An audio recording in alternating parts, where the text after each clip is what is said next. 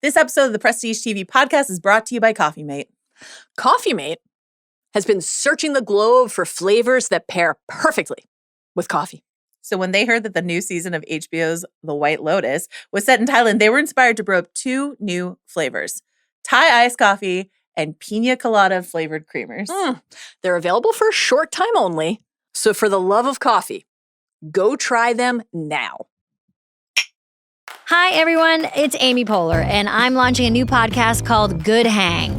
In preparation for that, I asked some of my friends to send in some videos and give me some advice.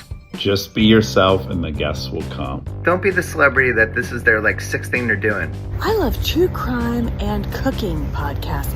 Is there any way you could combine the two? Well, everyone has an opinion and a podcast. So join me for Good Hang. It's rough out there. We're just trying to lighten it up a little.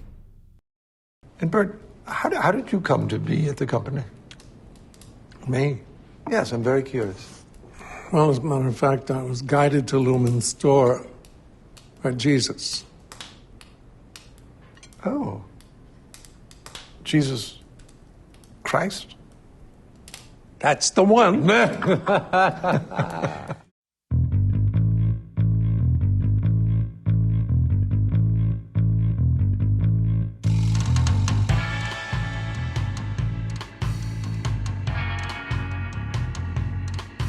Hello, welcome back to the Prestige TV podcast feed. I'm Joanna Robinson. I'm Rob Mahoney. And we're here at the world's most awkward dinner party to talk to you about Severance. Rob, how are you doing? I'm doing great. Yeah? I gotta say, of the dinner party participants, just a quick power ranking. Oh, sure. I think Irving is the number 1 dinner party guest here. I thought Fields, for his part, showed potential to be delightful. Granted, he's in a very unusual circumstance, maybe not being his best self. Burt, shady ass, potentially evil Burt. I'm not getting the invite. I'm sorry. No. In the background of that clip, you might have heard crackling, and that would be from the roaring fire.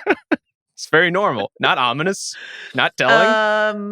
That is not at all, sort of letting us know that our fondest ship. Everyone's talking about Irving, as you know, but now are they still? Are they talking about Furt? Are they talking about Everybody's talking about Irving. Everybody's talking about Irving. I'm so upset that you just introduced Furt into my life. I'm really mad. I would say Fields. Let's go with Fields over Furt. I kind of like Furt. Kind of like Furt, but all right, I deferred. You're the expert, Joe. I think we should ask Billy Bush. I'm kind of like hashtag Team Fields. To a certain degree on this. I was really feeling for Fields, and I was a big fan of what John Noble did in this episode. So same. All right, before we get into that, just a quick reminder that elsewhere here on the feed, we're double dipping on White Lotus. So Bill and Mallory and I are doing post White Lotus immediate reaction pods, and then Rob and I are doing whatever it is we're doing a little later in the week. A Rob and Joanna special. Question mark. So that's you can find that in the feed. And then also a lot of people have been emailing and asking, where is Yellow Jackets on this feed? If you have pressed play on this episode, wondering if we would answer that question, here we are. Yellow Jackets is being covered on a different podcast feed this season, House of R. It's the same hosts, Mallory Rubin, Joanna Robinson, that's me. But it's a different feed altogether. So you can we'll be doing weekly coverage of that show over on that feed is where you can find it. And then we're gonna be back. We're gonna do another couple other pit stops is on the schedule for us. So thanks, you guys are still sending your pit emails and we are enjoying them. So thank you for that. Speaking of emails, Rob.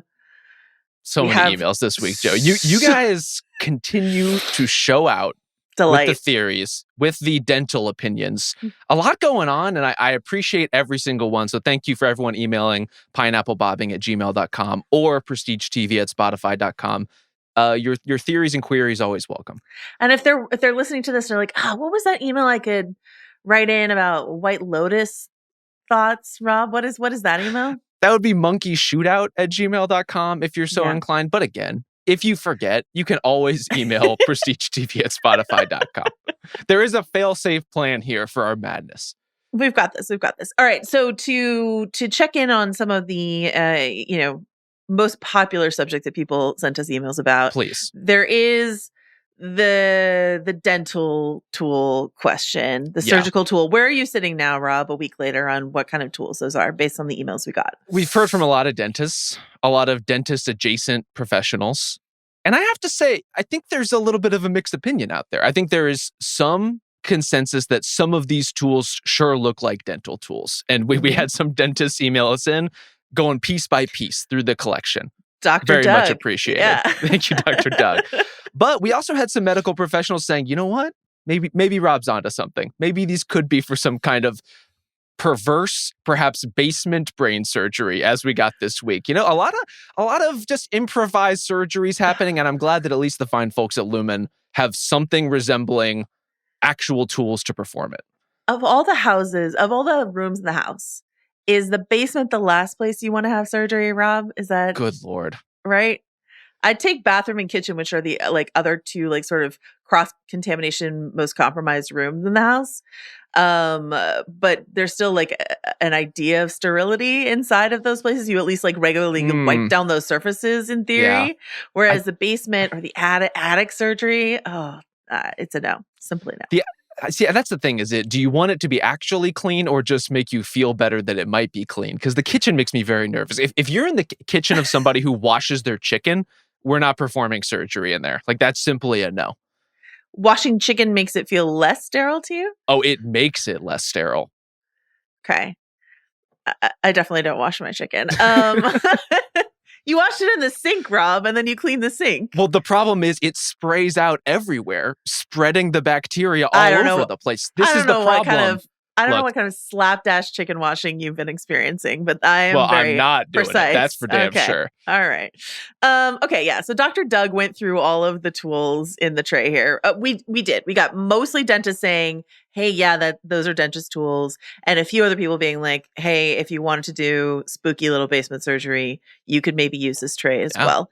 Dr. Doug wanted to point out that there's diagnostic tools, dental scalers, but he said, most interestingly, various surgical blades and instruments used to cut gum tissue, peel gum tissue away from jawbones, scrape out and clean away infection from tooth sockets after teeth have been pulled, and a fine bone file to smooth sharp edges from bone for better healing following some of these procedures.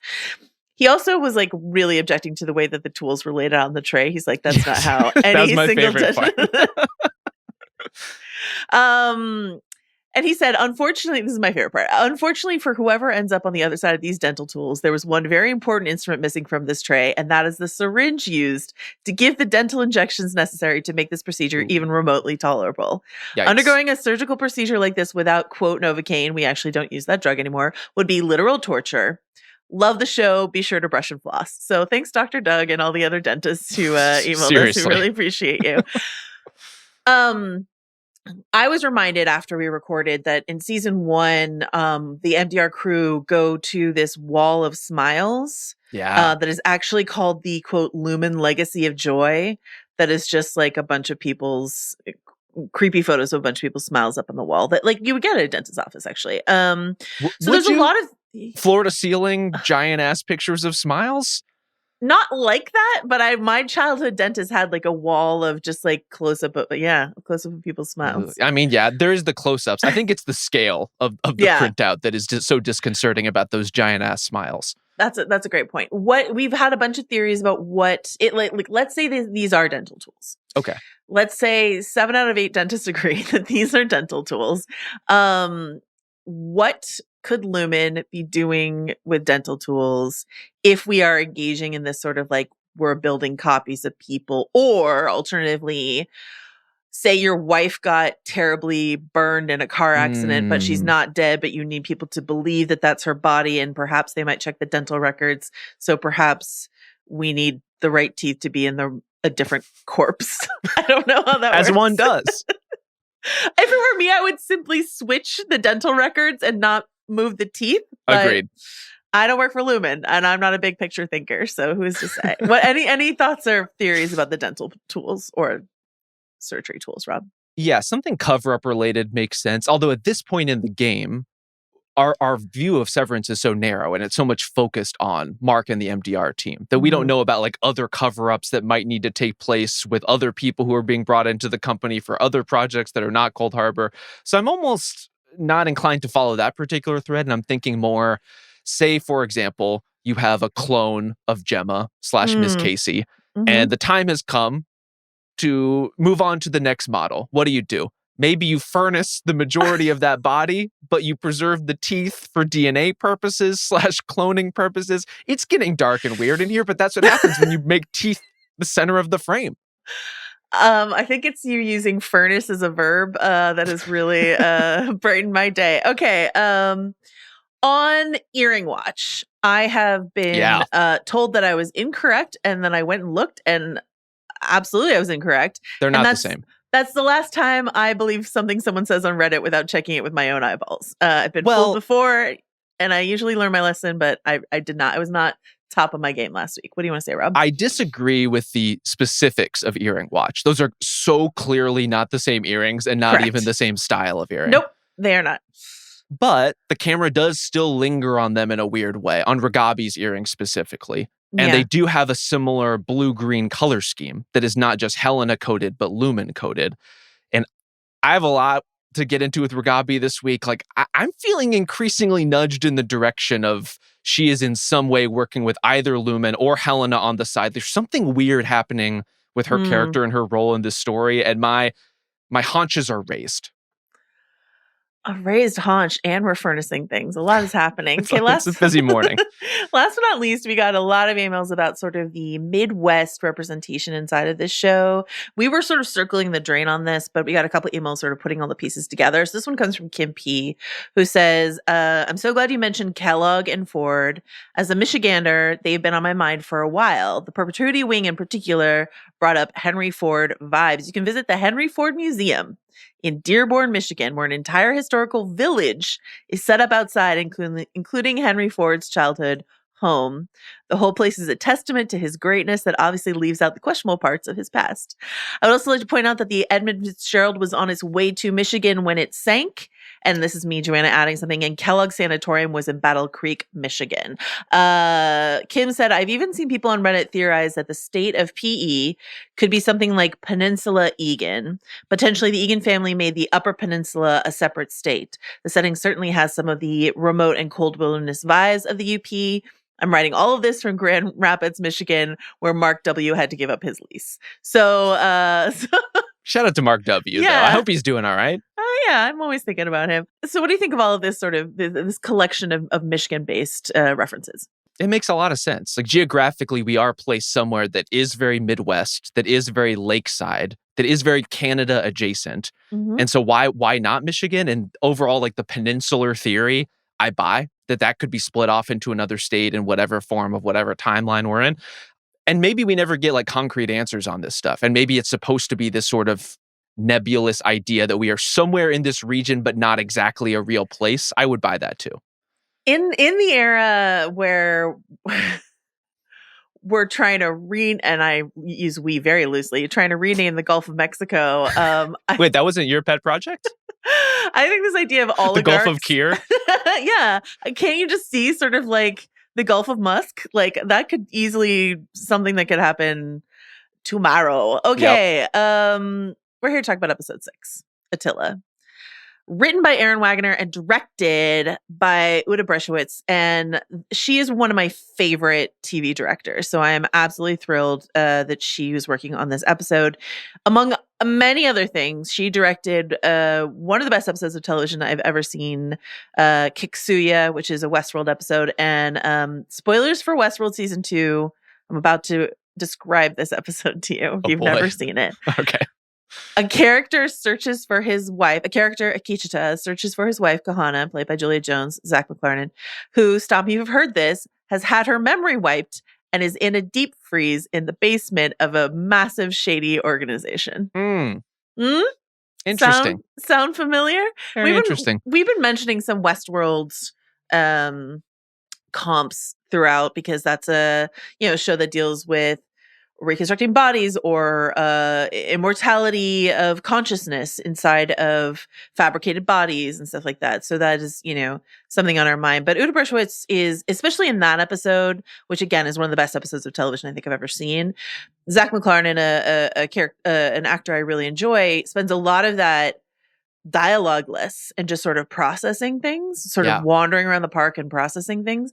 And so, especially when we get to the scene in this episode where Helly R is processing what happened at the Orpo, I thought that was like a really good demonstration of what this particular director is quite good at, which is taking us, it's a great performance, but also as a director, she's very good at taking us just inside and leaving space for the dialogue-less moments inside of a character's head, I'm so glad to hear that, because not only that scene jumped out to me on watch, but also the post-coital scene where Mark and Helly are walking back down the hall together. And it's like, you don't need to say anything in this moment. Like, we're getting so much from both of these performances. We're getting so much from just like the vibe and their energy and their body language and the relief and the shift in these characters. I love that Severance can be that kind of show and has the confidence to be that kind of show, because you and I both, Joe, have seen plenty of other series that don't have that confidence, that feel like they need to have a voiceover in moments like Helly having to ponder, that have someone muttering aloud to themselves or like writing on a piece of paper. It's like, let us just kind of stew in what we all know are the emotions of this moment and trust that we all can get there together.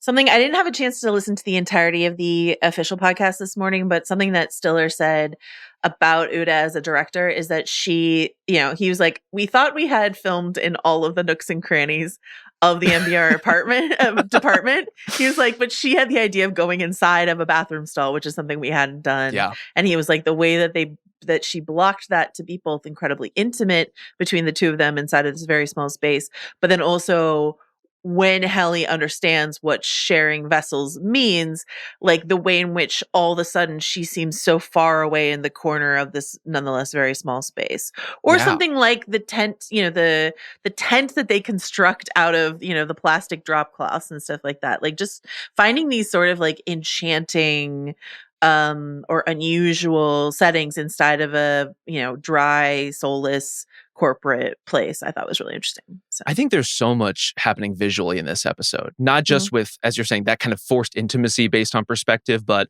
there's a lot of weird framing choices, like imbalances in terms of like where a character is in the frame, all of this empty space on the other side, like a lot of headroom randomly in some shots, in a way that you're getting all of that intimacy, all of these like very close emotional connections between people, but also this distinct feeling that something is off in a lot of these sequences. I love that you pointed out, I forgot to write that down, but yeah, like I think it was like the second time I watched this episode, I was really trying to parse, I think it's just, maybe it was one sequence or maybe multiple, when Britt Lauer as Helly is walking down the hall towards the camera, and it's like the camera is tilted in a way that is very unusual, and the way she like comes into frame is very unusual. That's a great point.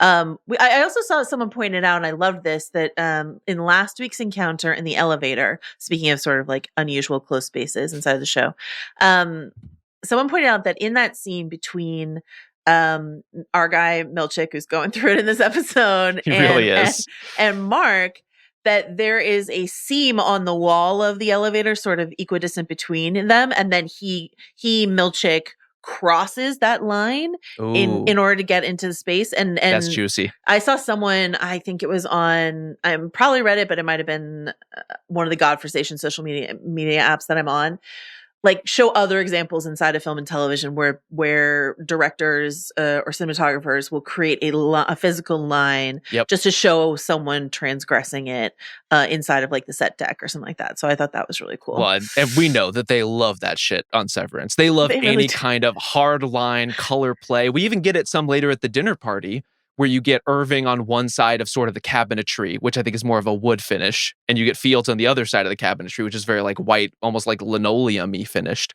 Like this is exactly the kind of space this show loves to live in. How do you feel the show handled the violation for Helly and Mark, like figuring out what happened at the Orpo and then processing it, and then having their own sexual encounter inside of this episode? There are versions of the show where that feels hasty, like we didn't really, deal with what happened before we rolled on to the next thing. What do you think of the way it was handled here?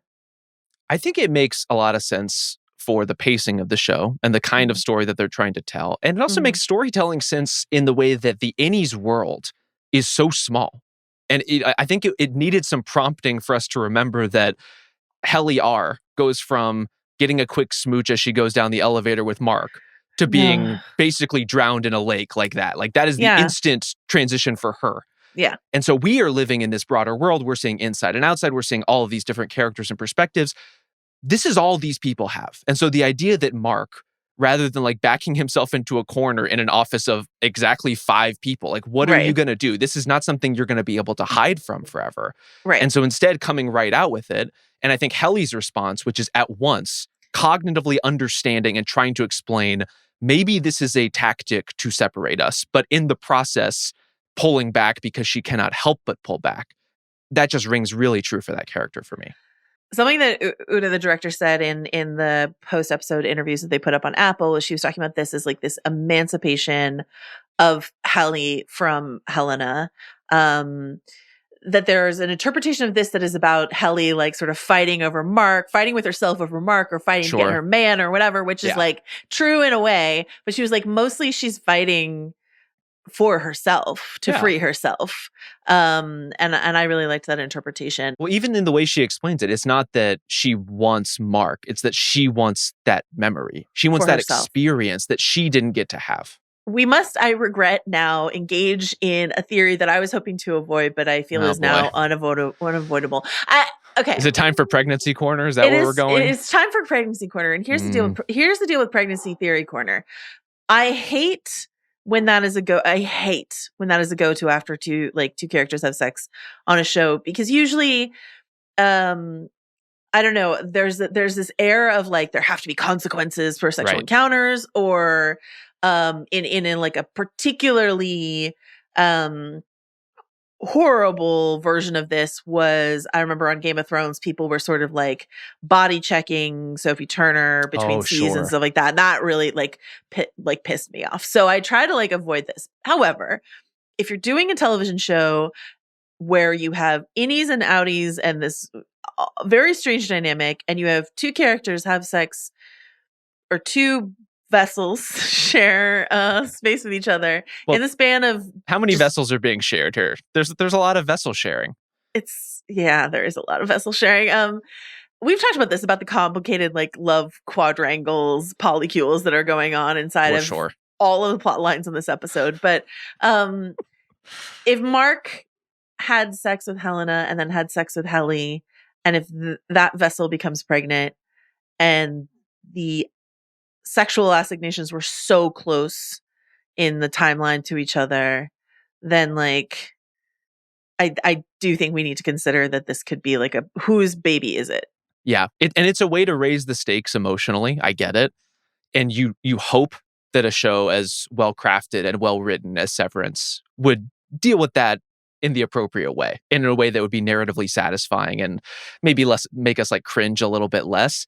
It also, just within the construct of all the sci-fi mumbo jumbo we're working with here, is a kind of an incredible body horror sort of premise. Like if one of Helly or Helena is kind of switched off for an extended period of time and is switched on and is suddenly months pregnant, like that is a jarring reality for the story to have to then deal with, that I think could work. But like you, I've been a little reluctant to go down this path. One, because of all the reasons you described and how uncomfortable they can be.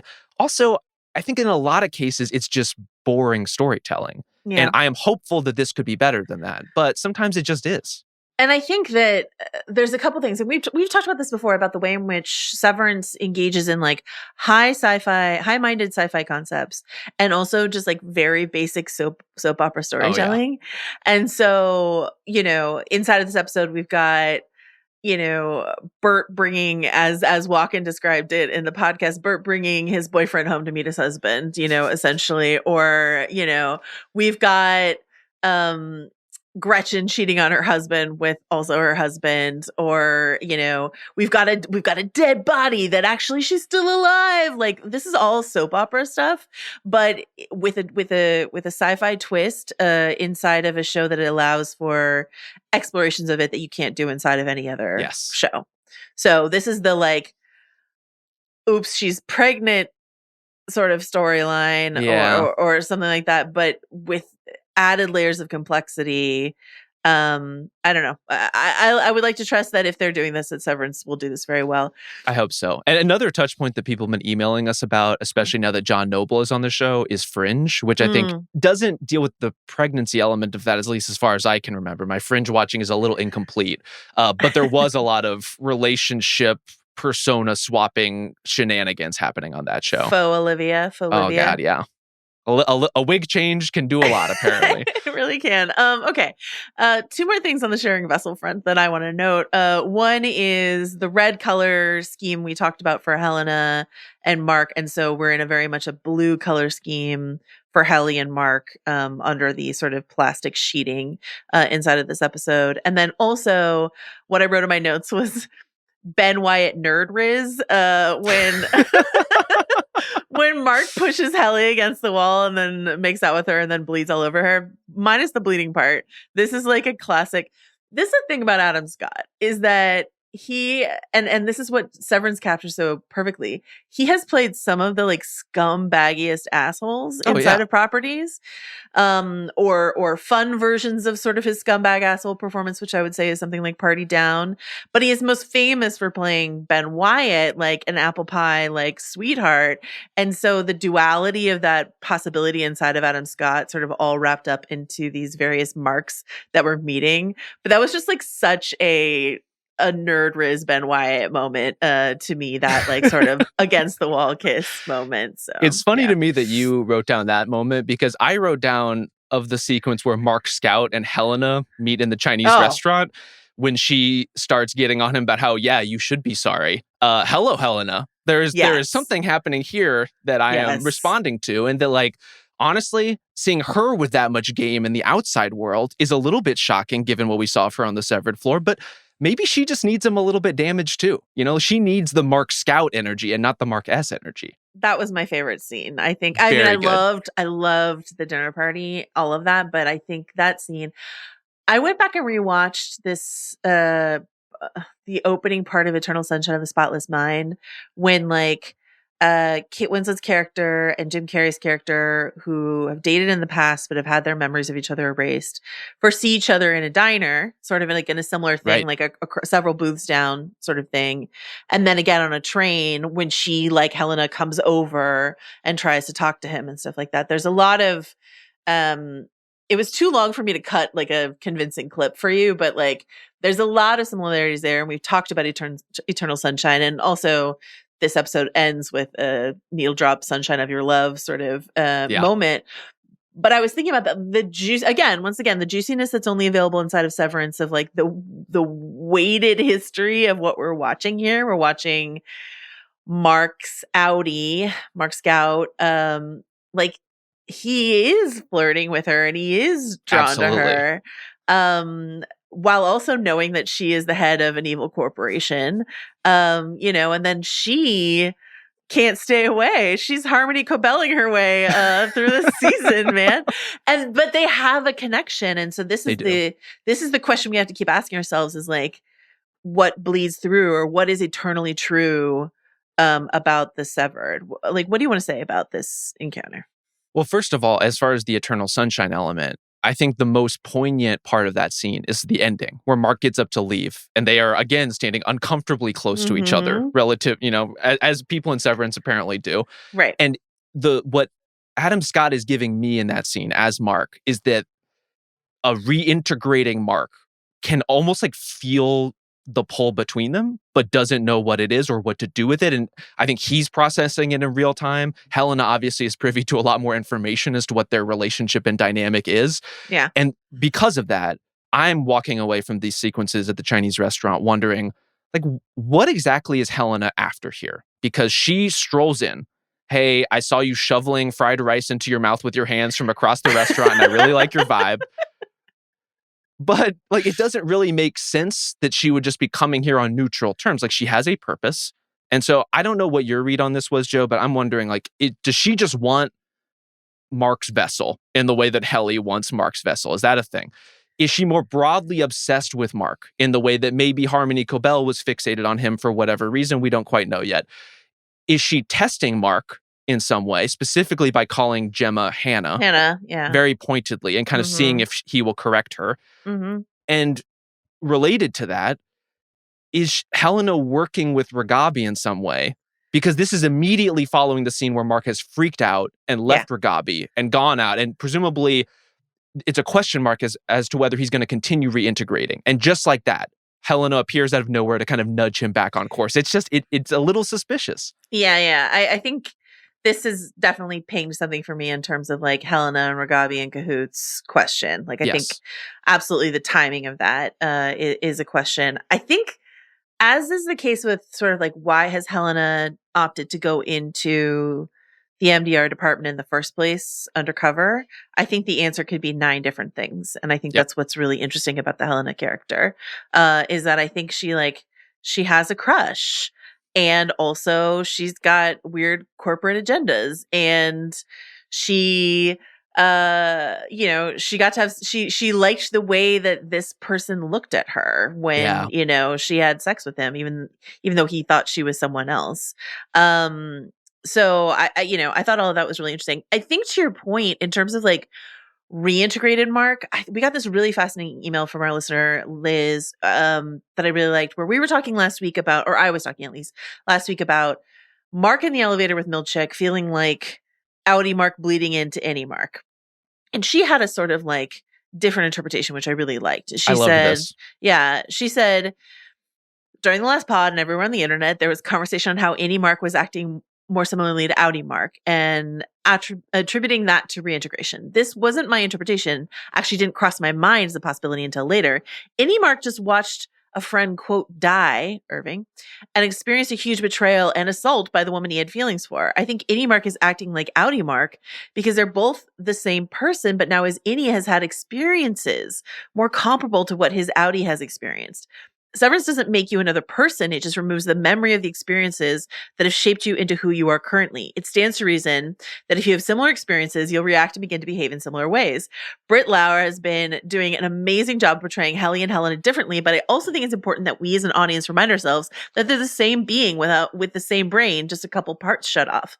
The only time I doubted Helena was Helly was when she was laughing at the Orpo fire. Her response was so Helly. And I think that's another good example of these being the same person without being around family or in a formal job / cult setting. She gets to laugh at the ridiculousness. I think it's an important thing to keep in mind for us in the audience, since the show does a good job of showing us the difference between innies and outies. The similarities aren't just going to show up when reintegration happens. They're already there. That's a long email, but I think it was all worth reading because, to your point about this, the reason I was reminded of Eternal Sunshine of the Spotless Mind is that when Joel and Clementine, those characters, meet again, despite having had the memory of each other and their relationship erased, there's a certain something between them and they're drawn to each other again. And so Helena knows what's going on inside of this Chinese restaurant, but Mark is drawn to her because there's something in Mark that will always be drawn to something in Helena, despite the differences between the innies and the outies, It's cosmic, right? Like there is something kind of very specific to those people that will have that attraction. And I love the idea of the innie specifically living in such a sterile environment that they don't have the context and the life experience. And in ways that I think for someone like Dylan can make him feel lighter and more confident. But for someone like Mark, makes him into this like very rigid kind of caricature of like a middle manager boss.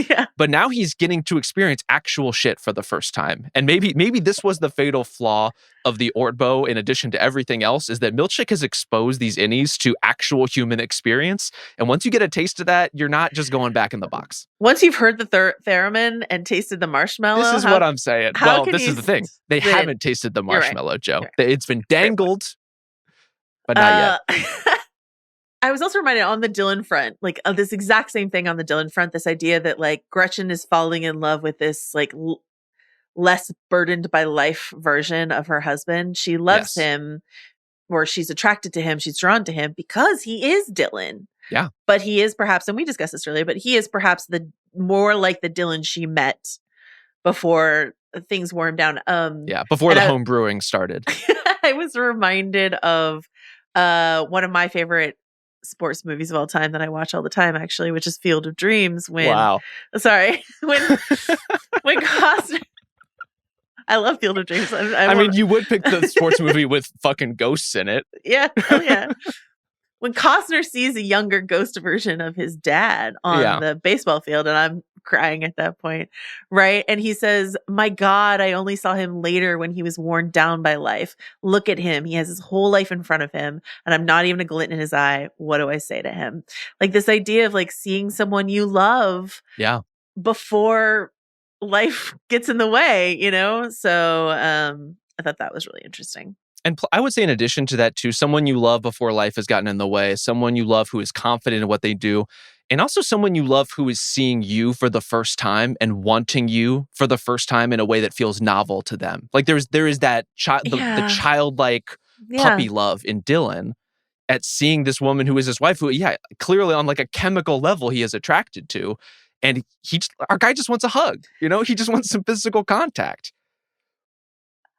Stiller on the official podcast implied that they did not bang in the security room, but I was not sure. I thought there was enough of a cutaway from the camera that we could have inferred. But there's we know Miss everywhere. Wong is asleep on the job. People are banging all across the severed floor. What's another one? When is Miss Wong's like what do you call that? Progress report? No, that's school. The internal review is going to be scathing for Miss Wong. There you go. That's the corporate terminology I'm looking for. Anything else you want to say about Dylan and Gretchen? I think we're just seeing the continual raising of stakes for Dylan. Like you see in him that this is a character that now has something to lose, right? That has this intimate connection that he's developing with Gretchen for this version of Dylan the first time. And you can already see him pulling away from Mark and Helly because of it and being hesitant to go find the mysterious dark hallway with the shady elevator. Like he doesn't want to do these things. I think it's a good reminder because the momentum at the end of season 1 was so strong, and that season closes in such like a convincing and dramatic and fun way that it's easy to forget that the members of MDR, while they have had the occasional common cause, are not always aligned or often aligned. They are on very separate journeys for the vast majority of this show, and they were kind of brought together because of their distrust of what was going on at Lumen. But these are characters who are after their own things. And Dylan, as we know, has always been after a perk, even if it's like a little makeout session with his maybe kind of wife in the side room. He's really leveled up from finger traps as far as I'm concerned. I don't even want to touch finger traps in this context. Great point, Rob. On your point, Kai, will you play my favorite Helly line in this episode? I left it there behind the poster. Why didn't you just take it? I just didn't. Okay, I don't want to get in trouble right now. Okay, well, I don't give a shit about that, so I'll go get it. You said it's behind the poster of you actually being brave? Okay, yeah, fuck you. You don't know everything. Then tell us. Did everyone sever their balls in the elevator this morning, Joe? Also very good. Great stuff from Helly. Great. You mentioned Miss Wong and her shoddy supervisory work inside this episode where while our guy Milchick was really going through it with the paper clips. Lore drop. Wintertide, right? Milchick says, about her being ready for Wintertide. So, couple things. Do we think Miss Wong is here on a fellowship from Myrtle Egan's School for Girls? Certainly would check out. Okay, is that your understanding? Okay, Wintertide is sort of like a next thing that she might do. Do we have any thoughts or feelings about what Wintertide might mean? Let me posit some things really quickly. Please do. Wintertide and Cold Harbor, both just, sound like ice cold water that perhaps the Edmund Fitzgerald might be wrecked in or something like that. But also Wintertide just means wintertime.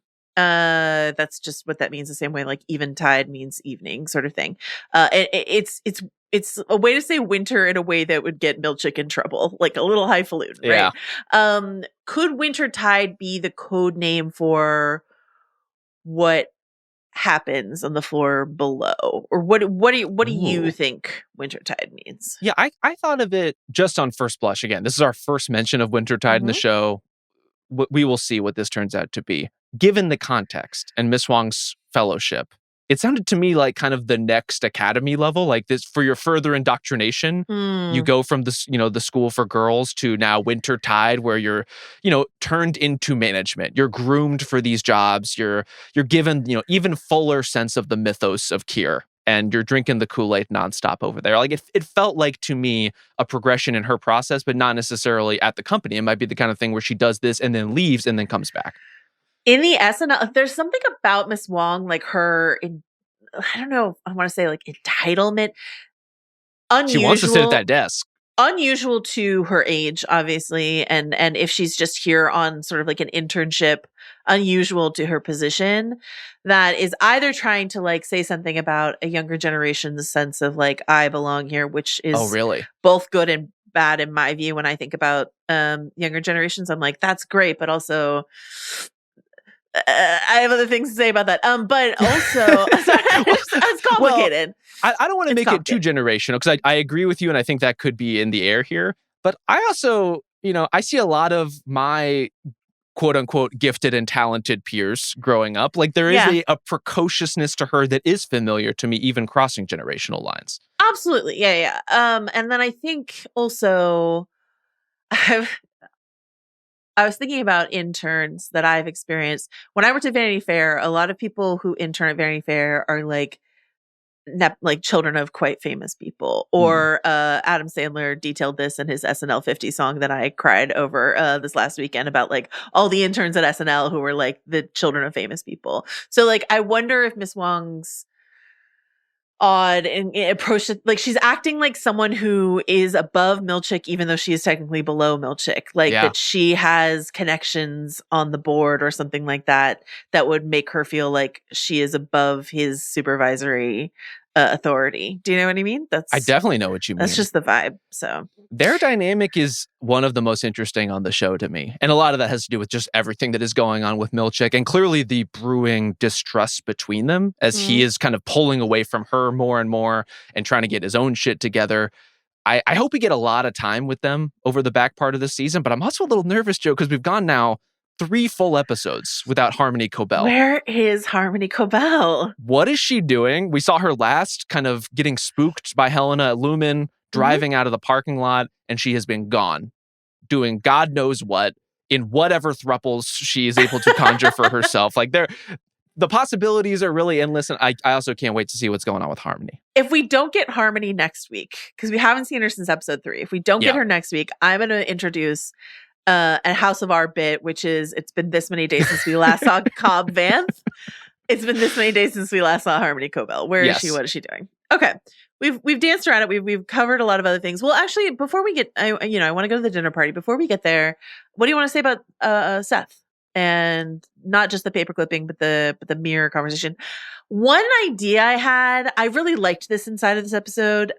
I did wonder if perhaps this was done slightly out of order, only because wouldn't it make so much more sense for you fucked her outie at the Ortbo to come after the mirror, like, transitioning from this highfalutin language to grow the something fuck so up, much more direct. Yeah, something more vulgar and direct. Yeah, that's a great call. I really like that. I gotta say, I'm of two minds about these sequences, because on the one hand, it's very like self-flagellating break room sort of behavior, what he's doing to himself, which makes sense. Like, this is how Milchick knows how to manage.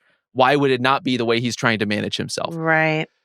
On the other hand, the writer and self-editor in me, Joe, also does some version of this same thing very often, of like, let's take this thorny sentence and condense it down to its simplest idea, which is not a bad instinct to have, but maybe don't do it in a way where it feels like you are punishing yourself with every syllable.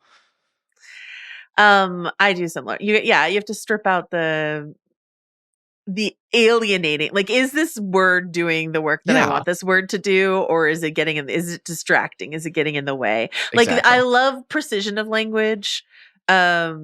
but like, can I say this in a more straightforward way that feels less alienating to a reader is something I ask myself more often when I used to write more than I do now. Okay. When you stare into the mirror and tell yourself to grow up repeatedly. Grow. All right. We're going to go out to a dinner party, and I would like, this is the first clip. This is the first clip I knew I wanted to clip from this episode. It was almost our opening clip. And I just want that on the record before I heard that they used the same clip on the official podcast, but it's just that good. This is a condensed version of it. Kai, will you play this, please? We also have corn. Oh, yes. We could feed him a pile of loose corn. Oh, what your innie ever saw in this Philistine is beyond me. John Noble. What a presence. The way this pile of loose corn just like scratches something in my brain. I think it's incredible. Okay. Pineapple at Burt's house. On the counter. Just There's hidden away pineapple there. on the counter directly between Irving and Fields when they meet for the first time inside of this kitchen, which I'm going to let you go off on this kitchen in a second. Rob, Mahoney. I have very complicated feelings about the kitchen, I gotta say. I want to hear all of them. There's a pineapple on the counter.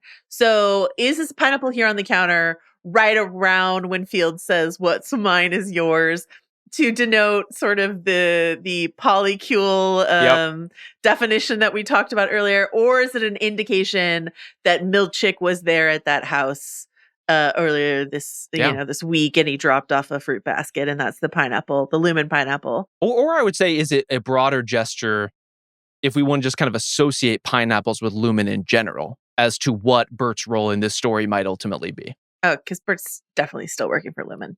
Shady as fuck. Burt, you fuck. Okay. You fuck. Fields, the kitchen. Rob, Mahoney. Yeah. Oh my God. Okay. First of all, from a set deck standpoint, it is incredibly chaotic in there in a way that I think is great. Like, there are elements of this kitchen that I am incredibly envious of. There is a level of clutter that makes me very anxious to even see on screen. There is also the feeling of like the melding of two lives that would happen with two people of very defined taste coming to live together. I am torn onto whether above the cabinetry, there's like a row of what I think are like salt and pepper grinders of varying 100%. Sizes and shapes, almost all wood. Would I want that in my own kitchen? I'm on the fence about it. I've been going back and forth literally since I finished the episode. On the one hand, I definitely would. This is a very Deborah Vance and Hacks thing to collect salt and pepper shakers. Sure. But something about the grinders and the wood make it feel a little more on theme. I would want that. I love that. Yeah. Those would have to be dusted constantly, because as you know, Rob, if you don't get the high places in the kitchen, that's where like oil particles and dust come to like join together in a horrific goop situation that you only discover like on the top of your cabinets when you move out of a place or something like that. So I just feel like those shakers are in the danger zone. So it would have to be just like a constant dusting and degreasing process at the top of the kitchen. This is something that we can speak to, Joe. I remember reading a profile of the former NBA player Sean Bradley, who's 7'6", and the interview asked him, like, what is something that you know, being your height, that other people don't? And what he said was, the top of your refrigerator is disgusting. Absolutely disgusting. And he's right. The top of all of your cabinetry. You and I have the privilege of looking down on many of these surfaces, even in the homes of our friends and family. And let me tell you, you guys are not dusting up there enough. It's tough. Correct. Okay, I'm sorry. You're taking the tour. So we did the salt and pepper grinders. What else? It's a lot. But there is a mid-century modern meets exposed brick meets like luscious plant life, all the fruit, strewn across the counter, as you mentioned, that I'm into. And as you so lovingly pointed me to, Joe, the multiple oven situation is making me actively angry. Yeah. That this is not something I have in my life. We see, I would say it's 2 full ovens and maybe an oven warming drawer is the arrangement here. Maybe it's a 3rd fully functional oven. I don't know. But as someone who's out here living the one oven lifestyle, I'm furious that this is kind of luxury that people just have in their lives. I've been in houses that have like a 2-oven stack, and I'm like, that's great. That's something. That's the dream. But this is a kitchen island with I think it's 3 ovens, because I was wondering if the middle one was. I think there's maybe like a warming drawer underneath that one, which is why it's half size. But it's got a glass front, and usually like a warming drawer doesn't have a glass front to it. You're so right. I'm like, You're right. I think that's also an oven. Fields is making his cumin glazed ham and potentially loose corn in like 3 separate ovens inside of his kitchen island. It's incredible.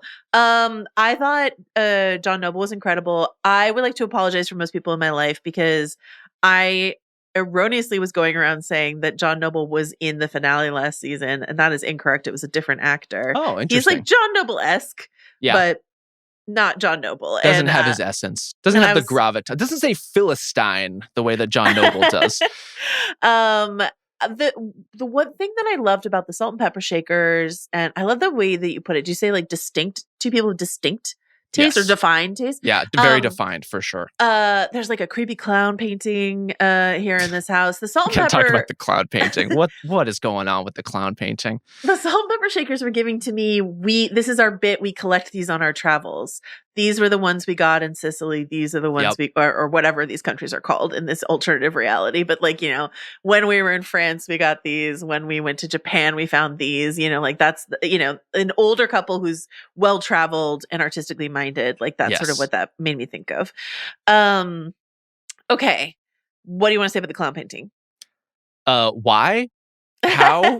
Who painted it? Why? Yeah, please don't.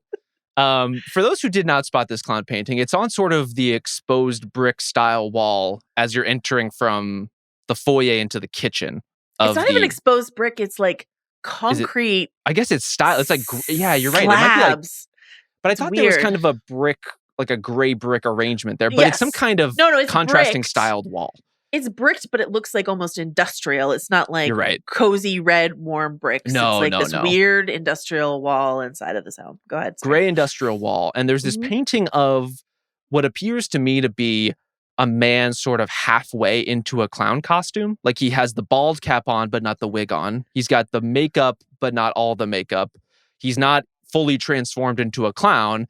And maybe we're just kind of waving our hands, yada, yada, reintegration with this. I don't know exactly what sort of the symbolism is, but this is a midpoint of a man, and that man happens to be part man, part clown, and it's distressing to me. Midpoint of the man, your memoir at some point? I really hope not.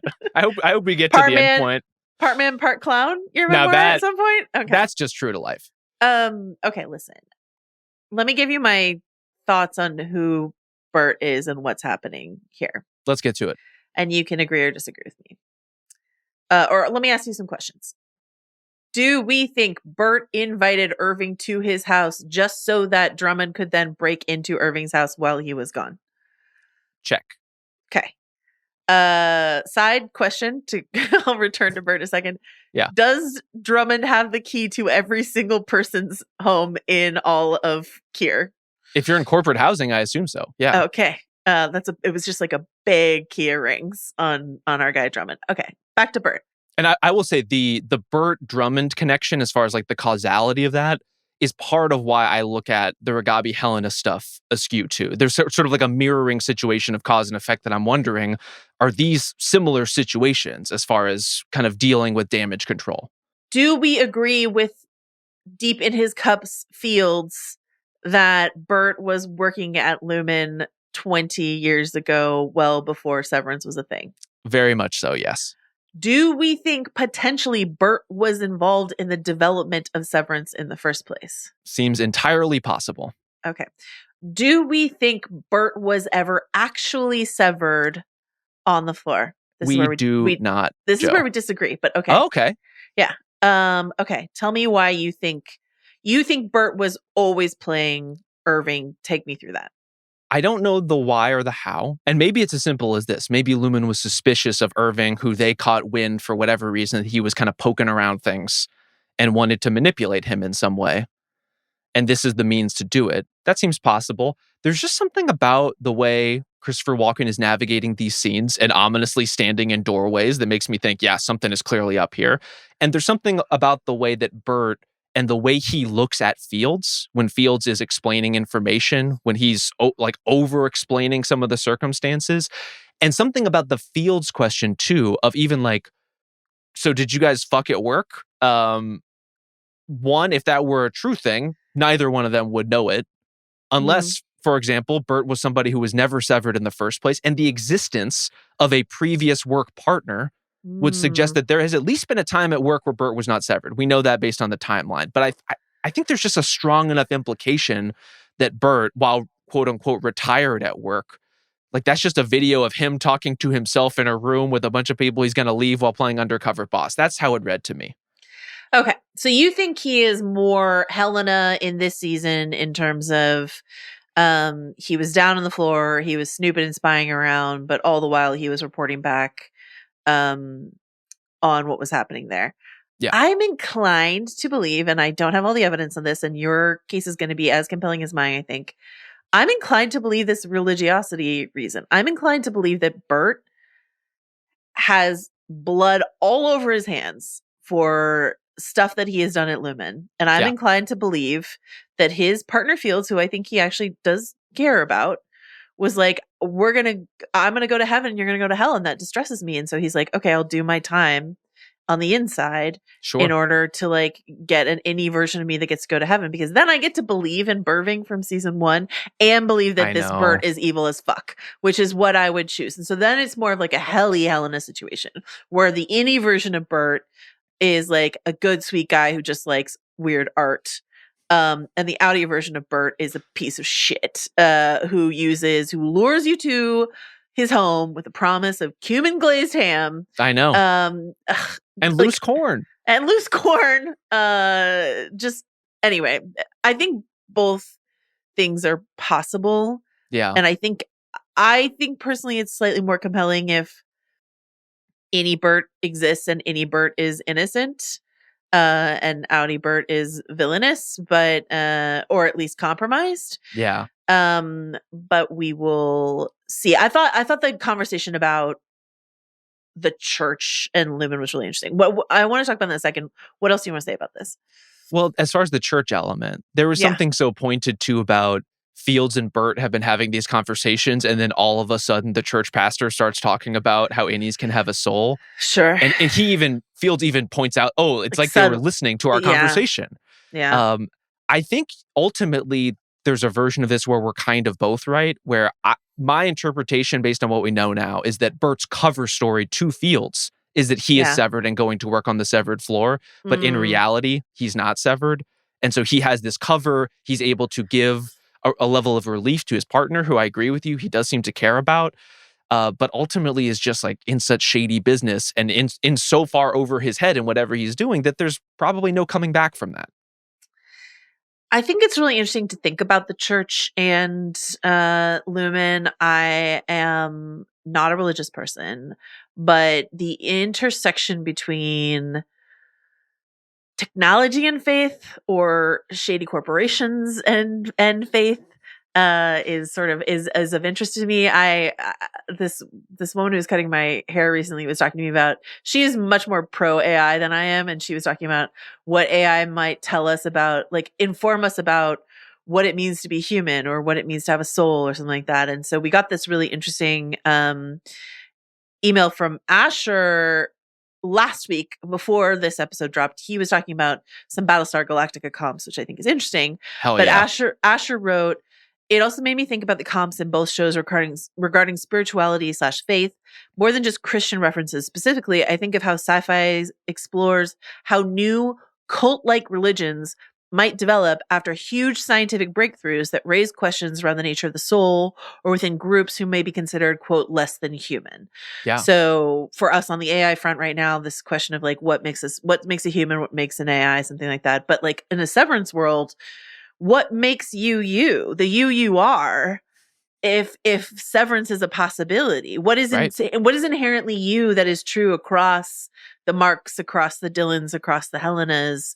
And what does that get to spiritually? Is there something like a soul that is just you across all of these various things, and how this tech innovation might make people question their thoughts and positions around spirituality, you know?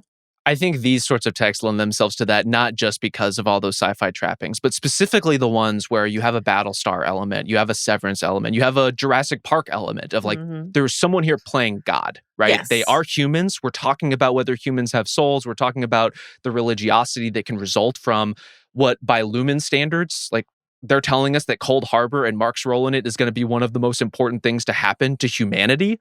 Yeah. Whether that's true or not, or whether it's something that they believe. And these people are wielding, it seems, a certain godlike power of creation, of cloning, of consciousness altering. Just the very act of putting a chip in someone's brain that turns them off is a level of power that humanity should not be able to access. Like they were so preoccupied with whether they could, Joe, they did not stop to think if they should. Wow, you hit us with a Goldblum in the middle of that. I love it. You got to hit the pause. Oh, Jurassic Park, perfect movie. Obviously. I think that, I don't know, all of this is really interesting to me. I'm really curious to see. I think this is a great use of Burt, and I'm really curious to see how this unfolds. Walken was talking on the podcast about how happy he was to play Burt in season 1 because people often don't want that kind of performance from him. They want like evil, schemy performances. Well, guess what? And he was like, well, here we are in season 2. He was also talking about how he was like, I thought when I would get older, people would just want grandpa roles for me, that I'm just sort of like telling people like, do the right thing and it will guide you. He's like, but they still want me to play the weird roles. They still want me to play like the vampires. And then I think it was Stiller who said grandpa vampire or vampire grandpa or something like that. I was just sort of like, yeah, that's Christopher Walken, vampire grandpa. Love it. You love to also see it. Would watch Vampire Grandpas if somebody wants to greenlight that. 100%. In terms of Drummond's little B&E here, I guess he broke nothing. Key and E here. Radar, our guy Radar, asleep is on the job. Absolutely useless inside what of this. What are you doing? He finds the chest with the papers that we saw in season 1. Anything you want to note, you of the famously fond of a freeze frame, anything you want to note from these papers? We've seen them before, but what did you notice this time? I mean, revisiting them, I'm just reminded that the systems at work in Irving's note-taking are all over the place. And I'm sure some of that is by design. This is meant to be sort of coded, probably for just this sort of occasion, right? If these notes get into the wrong hands, he doesn't want his full spread of information laid out right in front of them. But man, just what gets me is not the handwritten notes, but the chaotic nature of the printed notes, which are at various places and indentations, not aligned, not uniform in any way. There's forward slashes, there's brackets, there's bolding. Again, as a dedicated note taker, I am aghast at everything that is happening here. My understanding is that that Severance spells out that, like, if you take the bold letters, because people poured over this last season, right, you can spell out Severance at a certain point, which is just sort of like a fun thing for the freeze framers, I think. But also, I think we should note there is this handwritten note on there about settlement led to severance ? By someone's name. Yeah. So like there was something, and as a result of the court case, someone was severed.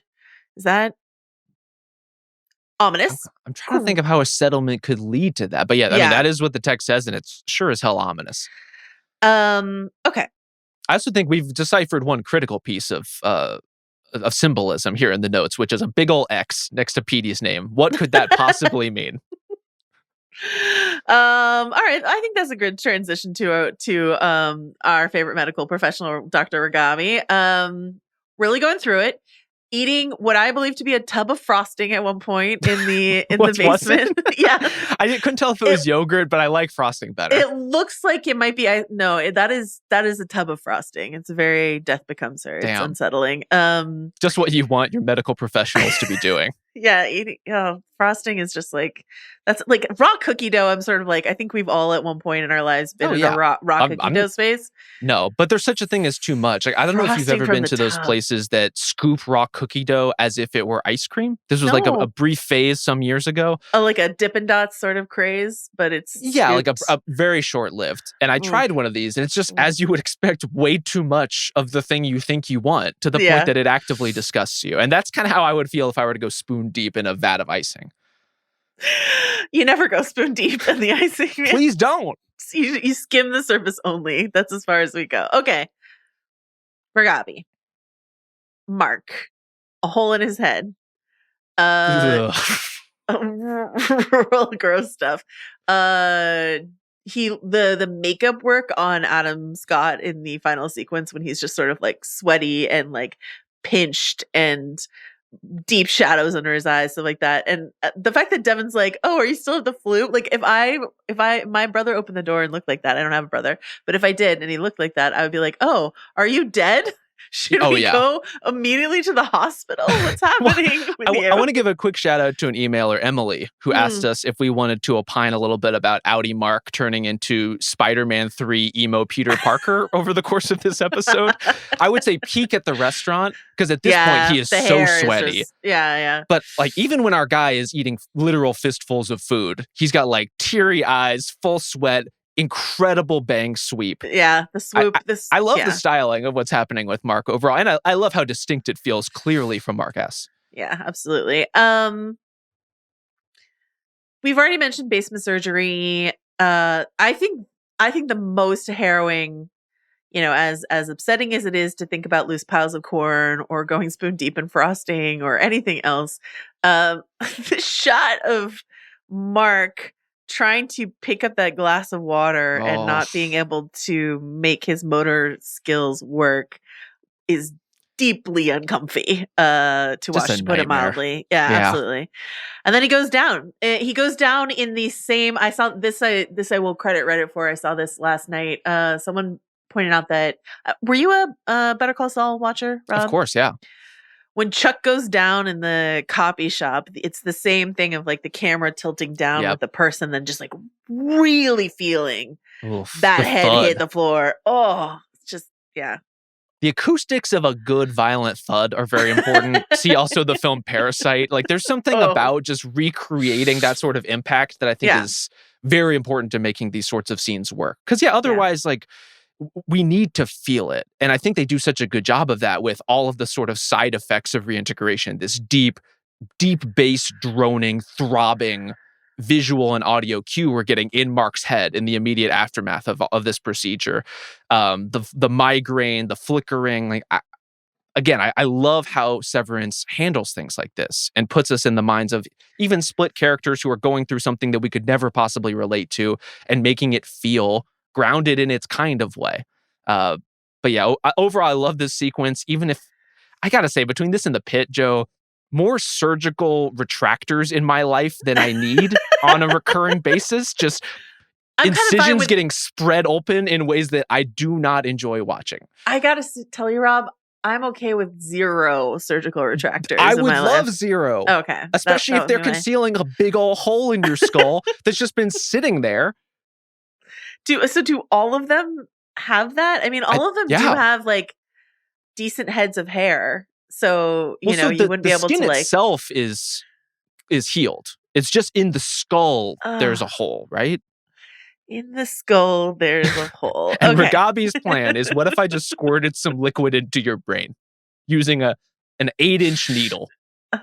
Okay. A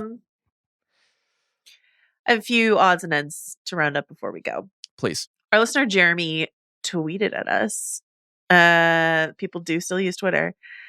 The pupil dots on Milchick and Captain Frolic Drummond giving off big replicant vibes. So if you've seen Blade Runner, you will note that the people who play replicants have these sort of reflective lenses, like lens effect, in Blade Runner. And so I did notice it on Seth inside of this episode. I didn't go back to look at it in Drummond, but Seth is often shot where you see I was curious how they did it in the mirror scene, because where is that camera in the mirror scene? I guess digitally erased, but like, where is the lighting rig in that mirror scene? Because there are these pinpricks of light in his eyes that are just like unsettling. Quite good. Someone pointed out that, so the Chinese place that they go to, we should note, despite all the Michigan references, the filming locations are New York and New Jersey. Yes. And my good friend of the pod, Kristen Russo, lives in Kingston, New York. I was there this summer or this fall, they filmed a lot in Kingston. And so I have seen the Chinese restaurant that they filmed here. They changed the sign of it. It's not Zufu Chinese restaurant, but Zufu is the name. And when Mark is walking out of the restaurant, the ZU is not lit up and the FU is, which is fun in all of itself. But Zufu in Mandarin means paternal grandfather. You take away the Zu and you just have the Fu part. And Fu by itself doesn't really mean father, but the Zu is what means grand. So like father lit up right above Mark when he's walking out of this conversation with Helena. Just something to think about. Sure. Did you catch the price tag on the bottle of wine that Irving brought? I have thoughts about it. Oh, I don't think we saw a concrete price, did we? I couldn't read it because he was like, fucking with the price tag, and I couldn't read it. Yeah. Here's what we do know, and this is really, as we know, one of the burning questions of the show. If you ask Irving to bring an expensive bottle of wine, how expensive a bottle of wine will he bring? Yeah. We know it's a 2009 Malbec. That we know. That you can read from the label. It seems to be based on my research from a fictional winery, not a real place, not an actual bottle of wine. So we can't actually price check it. But it seems to be from a fictional winery called something Cabra, which of course means goat in Spanish. We see you, Severance. We see what you're doing. I think it's the painted goat, I think is what the painted goat, you think? The painted goat. I think that's what it is. So yeah, that's it's fun. Just goats all the way down. We have fun. And then let's see what else. I already mentioned Ragavi and the frosting. Fun fact, Attila the Hun died from a nosebleed. That is a fun fact. Did you take anything away from the Attila couple cutesiness other than the natural transformation of people who've been together for a long time becoming slowly more insane? I thought it was darling. And then it is darling. Also having a character that we thought of as like sweet and honey, like being now called Attila is fun in its own right, It is. Okay. I know that you have not watched the TV series Lost. No. But we did get an email about this episode from Colin that I do think is worth reading for those people who have seen Lost. We got many Lost related emails. Yet again, it just continues to be in the firmament here. The most famous episode of Lost is called The Constant. And Colin lays out the comparisons between this episode and The Constant. He says, both characters flash uncontrollably between two different versions of themselves, at times struggling to piece together when/where they are. Both characters begin to experience nosebleeds as a result of the predicament they find themselves in, which we have been shown will eventually lead to death by a brain hemorrhage if they do not resolve their situation. Both of their jumps revolve around one version of themselves, desperately trying to make contact with a woman they love. Penny and Lost for Desmond, Gemma for Mark. This could all just be a fun little homage to Lost, but do we think there's any chance that Mark will need to find his own constant to cure his reintegration sickness? And if so, will this mean that Mark may need to seek out Helena Egan again in the real world to be his constant? So the constant is just a concept from Lost, but this idea of like being unstuck in time or location, the nosebleed, the ticking clock on the nosebleed especially, I think is interesting. Like this character in Lost, Desmond Hume, starts bleeding from the nose. We have previously seen another character start to do that, and we know that soon thereafter it's death. So doesn't go well. This is like, we're thinking about Petey when we see Mark start to bleed from his nose. We're thinking about Petey. Also, someone pointed out that in season 1, episode 1 of Severance, when they were talking about Petey's last day, they were talking about how he came to work with a cough. Yeah. Which is part of this reintegration sickness. And, that is what Mark is experiencing right now as Miss Wong is trying to minister to him. So, just always thinking about Lost when I'm thinking about TV shows in general. As one does. But specifically Severance. How do you feel about the element of that would involve Mark going back to Helena in the outside world as this sort of constant parallel? I definitely think Mark and Helena are going to bone in the outside. I don't know. I just like... I don't like this about myself, but I kind of want to see it. Absolutely. I'm interested in what's happening there. The vibes were awful and yet also immaculate in that scene. Yeah. The way that they're sort of like immediately like, yes-anding each other on this little bit about like take you home to meet the parents and stuff like that. The little like quirk of Mark's, mouth as he's like sort of playing along and then remembers himself and is like, oh wait, Lumen, right. Also, something I think that's worth noting inside of that conversation, when Helena in the Zufu Chinese restaurant says, talks about how important she is at Lumen and how she has control and oversight over everything. Yeah. When we know that to be very much not that's just more of a fantasy for her to engage in, because we know how powerless she is inside of that structure. I thought was really interesting. Last but not least, I'm going to end with like a what would I sever question. Anything else you want to cover before we go out with a what would I sever proposition? I just from a had listener? one big question, which was how was this, given the level of making out and office banging involved, not the Valentine's Day episode of Severance? Like it was right there. You couldn't finagle the schedule a little bit? Yeah, no, we decided to go with President's Day week. That's what sounds. That sounds right to us. Okay. Richard says, and this is something we kind of heard before, but Richard says, my thought is if I get my innie to go to the gym for me, my innie gets to work out in whatever way they choose. Yeah. They get whatever food and supplements that support a healthier lifestyle. All they have to do is maintain an exercise regime that benefits both of us. And having written that, I realize I've just fallen into the trap of the substance. So I was thinking about the substance when I saw when we had to watch Mark consume that like milky substance or thing for his reintegration procedure. We also got I don't have this one in front of me, but we did get an email from someone who was like, if I were to sever my commute, let's say, and I couldn't, and the commute me listened to your podcast. Right. He was like, Audi me would also listen to your podcast. He was like, so you would just double your listenership. And let's get those numbers up, Joe. Come on. Let's do it. I'm suddenly pro Severance. I don't know where it came from, but I'm seeing the vision. We love to Severance inflate our numbers. So call us Lumen. We're interested. All right. Well, that does it for our coverage of Severance today. Thanks to Kai Grady, as always, and Justin Sayles and Rob Mahoney and everyone at Lumen who's going to help us get our numbers up. We will be back with double White Lotus coverage and pineapplebobbing@gmail.com with your thoughts and questions. We'll see you soon. Bye.